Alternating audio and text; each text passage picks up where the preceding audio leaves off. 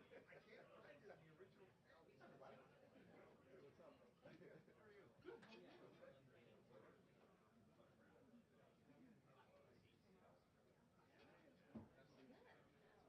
Good. Have some fun? Sure. How's it going? Good. I'm Jacob. John. Yes. Now, you know what the silly thing I did today? What? This morning I actually went out to my back deck and read the paper for like 15 minutes. Wow. How was it? And left my phone upstairs.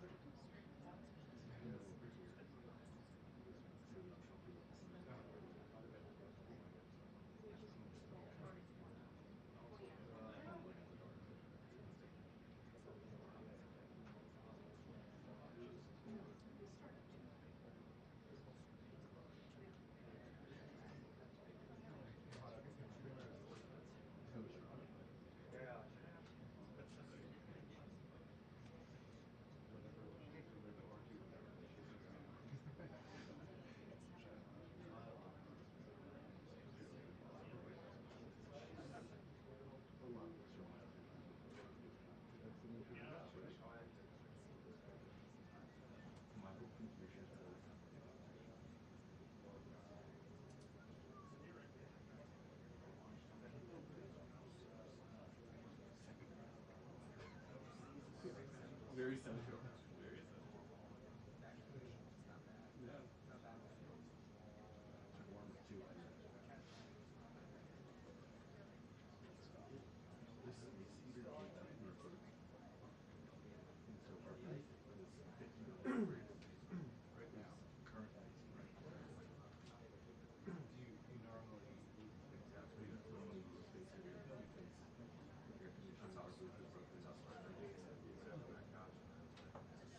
I'm not a scientist. It sounds unusual. Yeah. People keep signs of youth in there, which is kind of what's happening. It's one cellar temperature. It is one cellar temperature. But I was in there the other day, it was so cold. And I turned our space heater on. A puff of smoke came out. And it died. I'm serious. And then it died. And I was like, am I going to be responsible for sending the kids to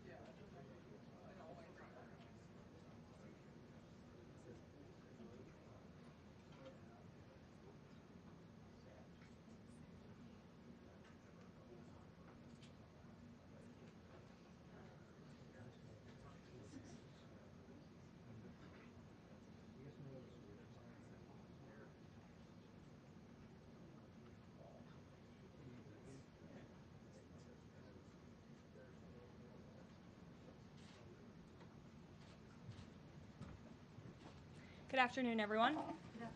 Good to see you here today. Good morning, Gabe. We'll begin today with a few scheduling announcements. Later this afternoon, President Trump will welcome the Los Angeles Dodgers back to the White House to celebrate their second consecutive World Series championship. Tomorrow night, the president will attend the White House Correspondents Association Dinner Round 2, celebrating free speech and the First Amendment alongside all of you, members of the media. The president looks forward to finishing what he started before a despicable assassination attempt derailed the original event back in April, as we all know. And I encourage everyone watching tomorrow night to tune in for what promises to be a very entertaining and memorable evening. Looking ahead to next week, on Monday, President Trump will travel to Michigan to deliver remarks on the economy. On Tuesday afternoon, the president will deliver a tribute honoring the life and legacy of his dear friend, Senator Lindsey Graham, at the National Cathedral. And next Friday, the president will host the 13th cabinet meeting of this term at Camp David, which will be a lot of fun and something different for the cabinet to experience together. Turning now to the economy. A little more than a year after President Trump signed the Working Families Tax Cuts into law, this historic legislation continues to deliver on its promise, unleashing a genuine boom for American workers, families, and small businesses. The numbers speak for themselves. This was the biggest tax refund season in American history, with the average refund exceeding $3,400, an 11% increase over the last year. American families and workers claimed $82 billion in direct tax relief, and 97% of filers received a tax cut. More than 29 million workers claimed no tax on overtime. More than 35 million seniors claimed no tax on Social Security. And nearly 8 million workers claimed no tax on tips. Thanks to the other pro-growth provisions in the Working Families Tax Cuts, like making the 20% small business tax deduction permanent and delivering 100% expensing for new factories, equipment, and research, the Trump administration is setting up American manufacturers and workers to thrive like never before. Just this week, the National Association of Manufacturers, which is the largest manufacturing association in the country, released a detailed report showing exactly how these tax cuts are driving investment, job creation, innovation, and long-term growth in all 50 states. In fact, I'd like to take a moment to highlight just a few of the real American businesses that this law is helping. Pivot Manufacturing in Arizona made the largest equipment purchase in company history after the Trump tax cuts gave them the long-term certainty to invest with confidence. Winton Machine Company in Georgia is on pace for the best year in its history. Ketchy Inc. in North Carolina was able to purchase new machinery and expand its workforce by 25%. And Juergens in Ohio expanded its brand new facility to increase production, and they're also paying their workers even more thanks to the no tax on overtime provision. These are not just great statistics, these are American businesses with the confidence to grow, hire, and invest right here at home rather than offshoring their jobs. And a business opening or expanding in this country means more opportunity and higher wages for American workers. It means a chance for the American dream for young families, and it means restoring the belief that we can make and build things right here at home. This is what President Trump promised, and it's exactly what he is delivering with the help of Republicans in Congress. Democrats throw around the word affordability a lot, but when they had the chance to vote for the largest middle-class tax cuts in history, they refused. If Democrats got their way, it would have meant the largest tax increase in history, $4 trillion. 90% of Americans would have seen their taxes go up, and it would have been a complete disaster for our economy. That's the Democrat solution to, quote, affordability. It is raising your taxes. So I hope the press will cover more of the massive success stories resulting from the Working Families Tax Cuts and point out that every single Democrat on Capitol Hill voted against every single common sense provision that put more money back into the pockets of the American people. Finally, on the energy front, after this briefing, President Trump will participate in a historic ratepayer protection pledge event at the EPA headquarters down the street. The president will expand the ratepayer protection pledge to governors, state legislatures, developers, and power providers to ensure that everyone involved in building and powering data centers pays their own way, instead of passing those costs on to hardworking families. The president will be joined by Energy Secretary Chris Wright, EPA Administrator Lee Zeldin, and several governors who have already signed on to this pledge. And it has already proven to be remarkably successful. Nearly 200 additional stakeholders have signed on since it was first announced, including utilities, data center developers, public power authorities, co-ops, and state governors. As a result, the pledge now covers 80% of all the power delivered to American homes and businesses. President Trump's bold leadership is turning data centers from a source of concern into engines of growth and opportunity for communities across this country, all while cementing America's dominance over China in the global AI race. The president is ensuring the American people are never left footing the bill so private companies can benefit. Instead, President Trump is leveraging the data center boom to deliver real, tangible benefits for working families and small businesses. So we have a busy day here, rest assured. I'll take some questions. And here in our new media seat, we have Cam from Town Hall. Cam, thank you for being here. Why don't you kick us off today? Thank you. Two quick questions. One on Congress. First off, Speaker Mike Johnson passed a continuing resolution earlier this week. John Thune has said he wants to work with Democrats to find a way to fund the government. What is the White House's stance on the best way to keep the government funded? Well, the White House's stance is that the government needs to be funded. This president and Republicans on Capitol Hill from both chambers, as you just mentioned, the House and the Senate Republicans want to keep the government open. We want to work together to find ways to do that, and the White House will continue to have discussions with Senate leadership on the best path forward. I don't want to get ahead of those conversations, but the most important thing for the American people to know is that this president and this White House wants the government to remain open, unlike the Democrats in this town who have been acting as obstructionists. We've seen time and time again, they have chosen to block this administration, to block Republicans in Congress from keeping our government open, which does not help anyone, and it especially hurts the American people who depend on our government remaining open so they can access the critical services that our government provides to so many Americans across the country. So these conversations are continuing, but I think I just made the president's position quite clear. Thank you. And then on the Saudi Arabian nuclear deal, what steps is the U.S. taking to get Saudi Arabia to sign the Abraham Accords? Sure. Well, the president himself has spoken on this many times. His Truth Social post this morning, and I will read it for those at home who missed it. The civil nuclear deal, there will be no enrichment of material, an important point being made between the Department of Energy and Saudi Arabia, which pertains only to non-military use. Will be approved, but is totally subject to Saudi Arabia joining the very respected and successful Abraham Accords. The United States is not opposed to civil nuclear facilities, as we all know. Look, this is a condition that the president has spoken about many times with our Gulf and Arab allies. He wants to see these countries sign the Abraham Accord. It was one of the most historic accomplishments of his first term, and it continues to be a long-term goal of his to expand those accords to ultimately come to a place where the Middle East can be a peaceful and stable region. And yes, this deal with Saudi Arabia, the energy deal, is contingent on this condition as far as the president is concerned. So we'll continue to talk with our Saudi counterparts to get the deal finalized and hopefully see them joining the Abraham Accords very soon. Thank you. Gabe. Caroline, thank you. With regards to the Saudi nuclear deal, why was that condition not mentioned yesterday when the Energy Secretary announced it?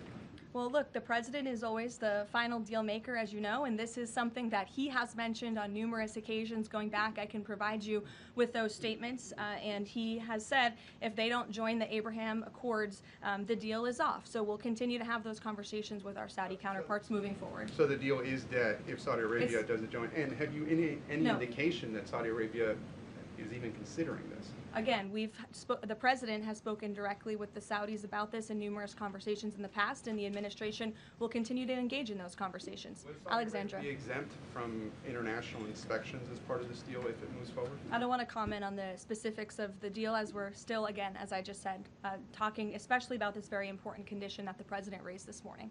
Alexandra. So good to see you now that you're back. You too.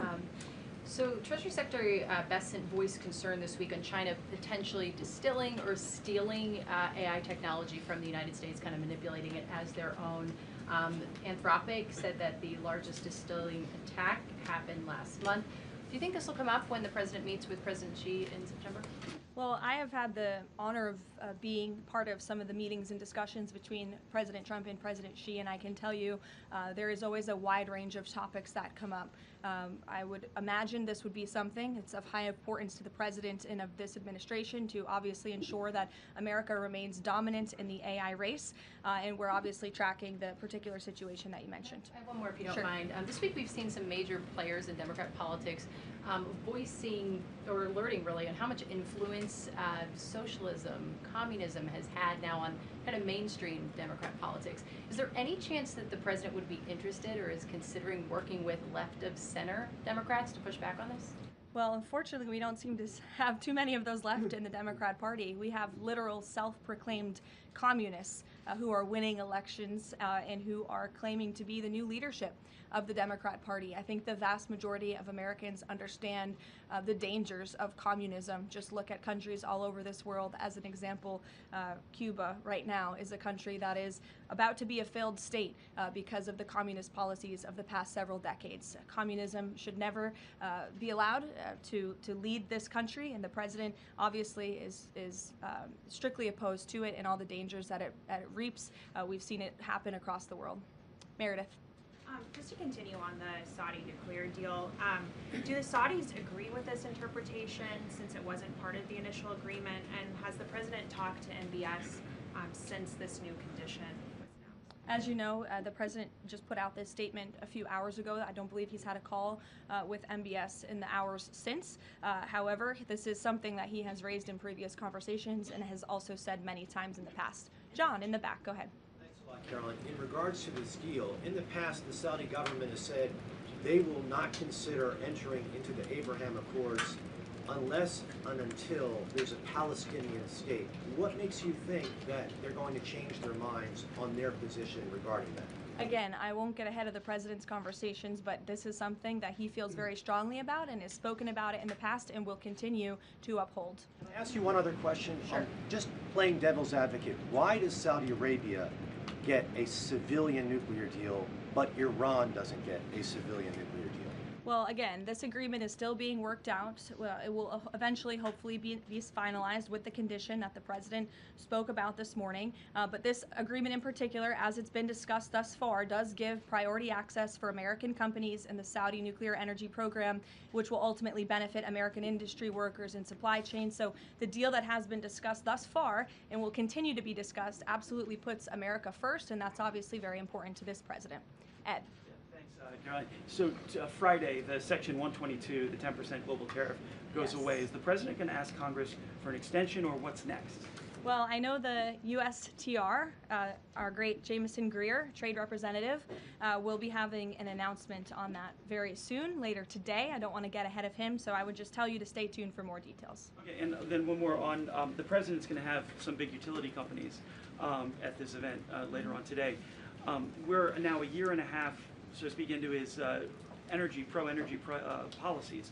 Is he going to pressure those executives to lower energy prices, not just maintain the prices? Well, look, as I mentioned earlier, the Ratepayer Protection Pledge, Ed, is a novel idea drawn up by this president and his team to ensure that data centers in communities, where those communities want data centers, that these big CEOs and energy companies are picking up the tab for the energy costs in these communities, so the American taxpayer not being fronted with those bills. And the pledge today is being expanded to acknowledge all elements involved in building and operating data center, the governors who appoint the state regulators, who set the power prices, the utilities and the co-ops that sell the power, and in addition to the tech companies that have already signed the pledge.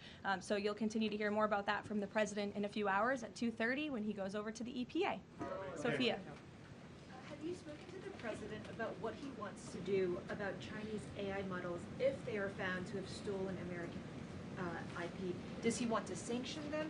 Or what actions can be taken without undermining broader U.S.-China trade talks or cutting off American startups that are increasingly reliant on them? Sure. Well, I won't get ahead of the president on any potential actions, but obviously these conversations are taking place, and again, they're of the utmost importance, not just for our national security, but to ensure America remains dominant in this space. Stephen. Thank you, Caroline. Two questions. Has President Trump spoken with FIFA President Gianni Infantino about his interest in nominating him for UN Secretary General, and can you explain his interest there? And secondly, just a minor point of clarification on the Saudi nuclear deal. Did Prime Minister Netanyahu request this provision? Not to my knowledge, no. Again, as I told you, this was an idea the president has long had. It was the president and his team in the first term that began and signed the Abraham Accords with several countries in the region, between those countries and Israel. And the president obviously wants to expand on that historic accomplishment from his first term. To your first question about Gianni Infantino, I don't know if he and the president have discussed that. I haven't been present for all their conversations. I know they speak quite frequently, and the president has a lot of respect for Gianni and what he has done with FIFA. As we all just saw, the World Cup was a tremendous success here at home. It not only was hugely beneficial to our businesses and our local economies across the country, but I think it showed that America is the greatest country on earth, and the president is grateful to Gianni for all of the efforts that he had to make that dream a reality here in the United States. Danny. Thanks, Caroline. Is President Trump or the administration, do they have any plans to intervene in the extradition process for the Tate brothers? No, we've already answered that question. Elizabeth. Thank you, Caroline. Secretary Mullen said that election officials that knowingly allowed non-citizens to vote could be prosecuted and fined. Is this option being considered in New Jersey after the governor revealed that thousands of non-citizens were registered to vote there? Well, for any prosecutions, obviously, I would always defer you to the Department of Justice. But what I will say on New Jersey and this governor, the fact that she just all of a sudden decided to put out a press release saying President Trump and Republicans have been right about non-citizens on our voting rolls is not a coincidence. I think this governor is saying this because she realizes this administration is serious about getting to the bottom of illegal aliens voting and being on our voter rolls in our country. The Secretary of Homeland Security, as you know, sent a letter to several states, including New Jersey, requesting that non-citizens that are on their voter rolls need to be reported to DHS and need to be removed from those voter rolls. So that's why all of a sudden she is speaking truth about the fact that this does take place in states across the country. It is completely unacceptable to have non-citizens on American voter rolls voting in U.S. elections. And she says it's 6,600. We suspect it's a heck of a lot more, not just in New Jersey, but in states across the country. The president is hell-bent on getting to the bottom of this, and it's also why we need to pass the Save America Act to ensure that only U.S. citizens are voting in U.S. elections. And I understand the House had a great accomplishment yesterday with passing the budget resolution, which has as much of the Save America Act as possible, and we encourage the Senate to move forward with passing that resolution into law so the president can sign it into law by the August recess. It's of the utmost importance to this president, but also to the American people who support this bill overwhelmingly. Mary in the back. Thank you, Caroline. Two questions, one on Sophia Cunningham and then on self-driving cars. Sure. Sophia Cunningham in the WNBA has been attacked as a MAGA Barbie for saying it's common sense for men to not be in women's sports and locker rooms. Is the president following this story, and has he reached out to her? I don't believe he has reached out to her. I know he is following the story. As you know, this is something the president feels strongly about as well, and the American people do too, that men should not be playing in women's sports. It's completely ludicrous that anyone could support that. It's even more ludicrous that you do have Sophia Cunningham, a female athlete herself, very accomplished in her own right, coming forth and speaking that truth that men shouldn't play in women's sports. We want to protect women and girls, and the backlash she is receiving from Democrats and left-wing figures across the country is astonishing. They are clearly very out of touch with the American public on this issue, which again is an 80-20 issue. It's common sense. It's rooted in basic biological fact that men should not be competing against women on playing fields across the country. Thank you. And this really quick on Sure. self-driving cars. There's legislation right now to ban China's self-driving car technology from U.S. roads. Does the White House have a position on this? And broadly, how does the president feel about self-driving cars himself? Well, you know, the president did have a red Tesla here at the White House for quite some time, so he's a supporter of them. I know he's purchased some self-driving cars for his family members, his grandchildren, so I think he supports them and Americans who want to drive them. But with that said, I don't know about the specific legislation. I will check in with our Legislative Affairs Office and we'll get you a statement on that. Reagan. One question for you on Thune and then one on Darlene Graham. The president seemed yesterday frustrated with Leader Thune when he was speaking in Georgia. Is his patience running out with Leader Thune? And then the president recently endorsed Darlene Graham right after her appointment to Senate. What caused him to endorse her so quickly? The president met with Darlene and thought she will be a great representative for the great people of South Carolina and will carry on her brother's legacy of public service in that beautiful state. So the president is fully supportive of Darlene in her honorable decision to run and, again, to continue her brother's legacy. With respect to your first question on, remind me? Leader Thune and if his Yes. patience is running out. Look, the president spoke about this directly yesterday. His patience is running out. He wants to see as much of the Save America passed as possible by the August recess. He knows that's what the American people want to see passed. He was just traveling on the road yesterday, spoke about this, and there was a very loud applause from the people in the audience, the everyday Americans, because voter ID is common sense. They want proof of citizenship in our elections, and the president feels very strongly about that. And I would just add, the American people elected overwhelmingly Republicans to lead not just this White House, but also the House and the Senate. The House did its job. The Senate needs to do its job too.